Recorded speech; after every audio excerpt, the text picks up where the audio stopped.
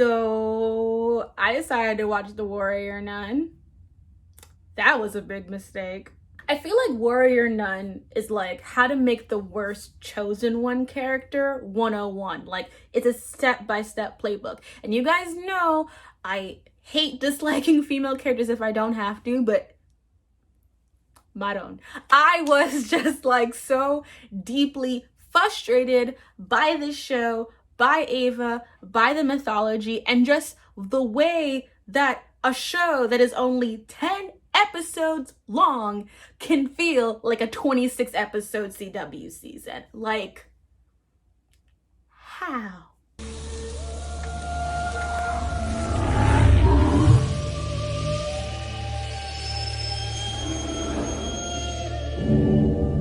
What is The Warrior Nun? The Warrior Nun is a 2020 adventure series on Netflix that is based on a comic book series of roughly the same name that has been adapted for screen by a man named Simon Barry.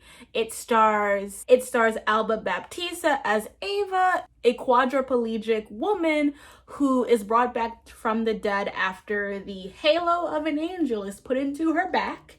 And she is imbued with all of this divine power and becomes the Warrior Nun, part of the secret society of the Church of Broads who kill demons. And of course, there's conspiracies because the former Warrior Nun died in very murky circumstances, and her girlfriend is trying to figure out what happened. And they all have to come together to save the church and the day. You know what it is. And I gotta say, it's a really good thing that I watched Cursed first, because if I had watched this and then watched Cursed, I might have been a Cursed stan. I might have been like, Nimue, you never did anything wrong in your life, girl, because Nimue at least got some shit together. But Ava's family died in a car accident, and so she's been in Spain in this Catholic-run hospital for the majority of her life. She's been bound to a bed. She was a quadriplegic until she was magically fixed. And that's already a problematic trope that is gross and not really handled, in my opinion, very well. I will link down below to what writers with disabilities have said about the topic. That reality is what guides a lot of Ava's decisions.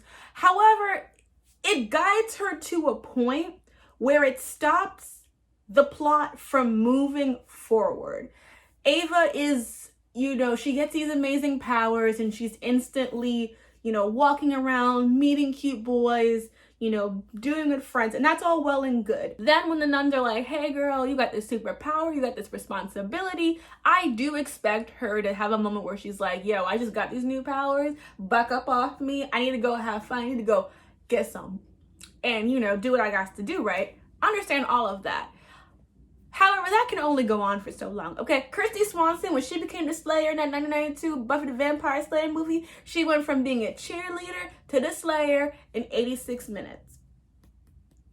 Time is money. Time is demon blood. I need you to take your 2 episodes to got the power. Ooh, difficult. Gotta struggle with this. All right, but I gotta get into the game because we only have 10 episodes. So you can't spend 7 of them in denial about your destiny or in denial about where your powers come from. Like, you were resurrected. You have a circular disc in your back. You can phase through walls. You can heal. You are super strong. And you're like, isn't science? Again, could deal with this episode 1, episode 2, we still figuring out your little Giles figure episode 3. But by the time that you read in this magic book telling you all about why the magic exists, I need you to wrap it up. Because episode 7, she's going to some scientist woman being like, there must be a scientific reaction. I'm just like, yo, is Brian McKnight playing? Because we are right back at 1. I don't understand why we're having these conversations. Girl, you see the organization of Secret Warrior Nuns. You've seen the book. You have the magic sword. You have the powers. Why are you asking this woman about science? And I know that the creator Barry said that he felt like removing science from it would be disingenuous or whatever. Link to the interview down below. In my opinion, the science element is fine.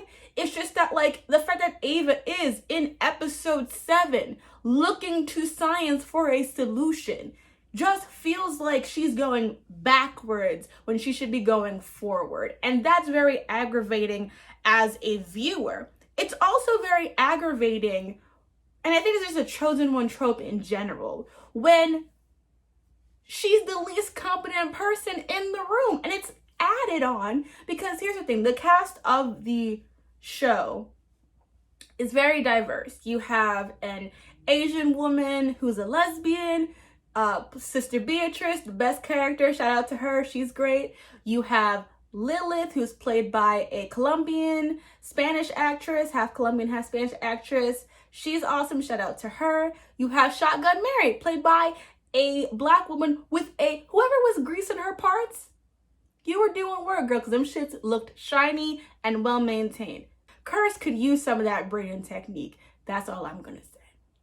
Like, you have all of these, the diverse cast of really interesting, mostly queer-coded women doing their thing, being warrior nun, right? Then you have Ava, who wants to do shit like hang out with her friends. And I would feel more for this if when we have her voiceovers didn't make it seem like she's just making inane judgment calls. Like, she's like, I just want to kiss him, he's so hot. I'm like, is this Outlander? I do not need all this commentary. I get it, if you looking at his arm muscle, his arm meat, you think he's sexy. I don't need you to tell me that. It just doesn't help that even though the actress who plays Ava is, I believe she's both Portuguese and Brazilian, so she's Latinx. Even though she's Latinx, she's white passing, very visibly so. So you have this, in this main group, these 3 visibly non-white women all trying to circle and protect and get this visibly white woman to get her shit together. And I'm like, this is what happens when you want to have, like, diversity everywhere but don't want to make your lead visibly non-white. It's like you end up playing yourself extra hard, as you did in Cursed, where it's like, and again, if you have Lilith, who is the most competent, and she's salty because she don't got the halo, and I'm watching her and I'm like, I understand why you're salty, because Ava is not interesting. And it doesn't help that the writing for Ava is just so Buffy-esque. And I say this as someone who still enjoys Buffy despite denouncing Whedon and not liking Whedon anymore as a creator because of all of the sketchiness surrounding him. Team Ray. Not every actress can do quips, okay? Sarah Michelle Gellar, when she said, well, you were mistaken, that shit was Emmy worthy. That shit was art. That shit was delivery. Okay, not everybody can do that. Comedy is hard. And you just can't have her making all these jokes and making all these references that don't even sound natural coming out of her mouth. It's okay for her to be a little bit more stoic. I like the fact that she is not a, team player. I don't mind that she doesn't trust the church. Of course not. That's fine. I get it, girl. Me either. I understand all of those things, but let those rationalities play into her judgment. She's not a child. I think she's about 19 years old. And even if you want to say she's Arrested Development because she hasn't had time to really explore herself and grow, okay, I get it. But can't be 7 episodes. They spend like 6 episodes on this guy named JC and his crew, and they never appear or get mentioned again after a certain point. And I'm just like, so they were just in here straight up oxygen thieves, and this is just how it's gonna be, I guess. It's just, everything about it is just so repetitive, and it makes it hard because the last 3 episodes is actually kind of could eat.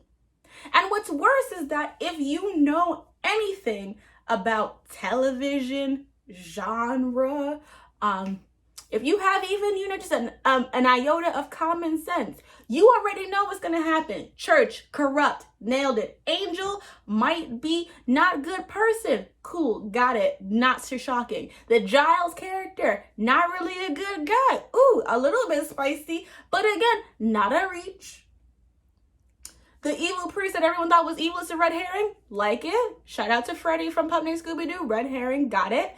But none of this is like groundbreaking material to which I needed to wait 8 episodes for us to get to it. Like in the final episode should have been the penultimate episode, and everything should have been pushed back 2 more episodes. It just was so poorly paced and put together and just tedious. And I remember just feeling like, why is everything taking so long to go to the most obvious conclusion? It's the obvious conclusion, guys. It's a chosen one narrative. We know she's going to join the church. We know she's going to end up bringing everything together. We know the team going to pew, pew, pew, pew all over the Vatican. Let's get to it. We don't got all day. I know it's quarantine. We got endless time, but there's anime to watch. I got Fire Force to catch up on. I'm on season 2 right now. I don't have time to wait. Now, I know I just did a video about queer representation. Go watch it. It's very good. Even though it's long. Very long, but it's very good. What is interesting is that Barry was interviewed about the queerness of Sister Beatrice, Ava, and a few other characters. And his statement was kind of bullshit. Let me just put it up for you. In regard to a queer character or whatever, we don't want them to be defined by that. We want them to be defined by who they are and let their sexuality and let their relationships and let their journeys be included in that. We never try to paint any character with just one defining characteristic. By defining Ava and Beatrice too quickly or too irresponsibly, we could kill it and ruin it. And I don't want to do either. So for now, let's just say we're open and exploring, much like the characters are. Okay, so Ava, she doesn't have any defined sexuality. That's fine, that's whatever. Good for her. Let her go out. She hasn't had time to sample everything. She sampled a little bit of this. She can sample a little bit of that. It's all up in the air. But let's talk about Sister Beatrice. Take a sip of my drink because my throat is parched at the moment. So Sister Beatrice, her main defining quality in the show is that she is like kind of stoic and a badass kick-ass fighter. She can pew pew pew with everything. She the GOAT. We love her. We stand. Best character. Shout out to her. She became such a powerful warrior, is devoted to the church, and all of these things because of her queerness, because she is gay. She basically says that because she was gay, she got sent to the nunnery, which I don't understand why. The nunnery is a hot den of lesbian action. Read a French novel. She became a powerful warrior to give herself value because she was being told that she had no value because of being gay. So you did already define her entire character around the trauma of her being gay. So, and like Ava, for the first 6 episodes, her entire thing is about her relationship with this other group of people through her sexual and romantic desires towards this cishet boy. And none of the characters are that well developed, to be quite frank. I mean, there are the only things that I can say about the characters that they're all very good at their job. You have Shotgun Mary, she's the loud one. She's the loud one on a mission. Sister Beatrice, she's the quiet one on the mission. Lilith, she's the angry, quiet-ish one on the mission. And then there's Sister Carmilla, she's the cute one on the mission. They're not that well defined for you to be like, oh, if we establish anything concrete about their queerness, we couldn't like change it up later. Also, Sister Beatrice is a nun. So who's she fucking? Like, she took her orders. Is she gonna renounce the church? I would love that for her, but we don't know that yet. You know what I mean? And also, like, not even fucking. Like, fucking doesn't have anything to do with your sexuality. Like, again, like, you're saying all the things about how, like, we're not defining it based on this, but you give her an entire backstory about her being a tragic lesbian. Make it make sense. Also, I think it's really interesting because they basically have their angel character, the Aurelia.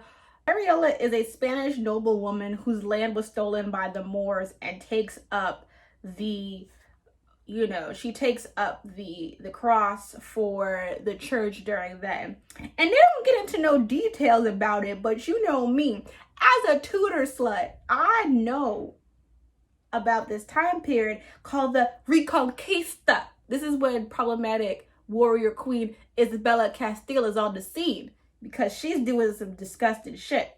The Reconquista was based, why am I saying it like this? The Reconquista was essentially when like Spanish forces, pushed the Moors back out of Spain and, unified Spain altogether. But they also did, what the Reconquista led to? The Spanish Inquisition and the expulsion of the Jews and a lot of persecution of non-white and non-Christians. So I'm just sitting here like, this your queen?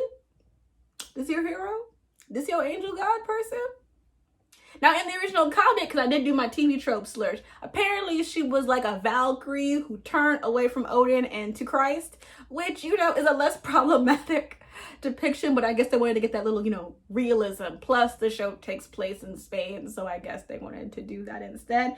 Anyway, Warrior Nun is a show. It's been renewed for season 2, and I tell you what, if Curse doesn't get renewed for season 2, but Warrior Nun did, I'm gonna be mad. Even though I will admit Warrior Nun had better graphics than Cursed. So, just from hair alone, Warrior Nun does win. I ain't gonna lie, that shit was better looking. But I enjoyed Cursed more, so I hope that Cursed gets renewed as well, because I would rather watch that than season 2 of the Warrior Nun.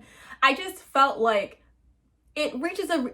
Warrior Nun is the perfect example of what's wrong with taking the Buffy formula, but not knowing what made Buffy work. Buffy is a campy show, but it had a really good sense of mythology, internal logic. The acting was really solid for the most part. Like, Sarah Michelle Gellar was giving you life. And not everyone can do that. And I just feel like if you're going to take the Buffy formula, you have to know what worked about Buffy. Buffy was a well-written show. It only has 2 terrible seasons. This season is already bad. And I just feel like I hope it does well because it has employed a lot of really good non-white women in the leads. However, I just feel like, I wish that when people are casting these shows, they are thinking beyond just like, let me check the boxes. They're actually giving thought to how these actions and these realities would impact people's lives. They got that a little bit with Shotgun Mary, but I think it was just easier for them because they're like, well, she's black. We'll give her black things to do. And it's like, okay, but how about she has something to do that isn't about her either avenging a white woman or trying to help out another white woman? If you like these videos and my content, please like, share, subscribe, all that stuff. Do you like my hair? I feel weird about it. It's like I'm slowly, like I have to wash my hair, and I just decided to just like kind of like wet it slightly, and it just came like this, and I was like, I look really cute. So I decided to make 2 videos today.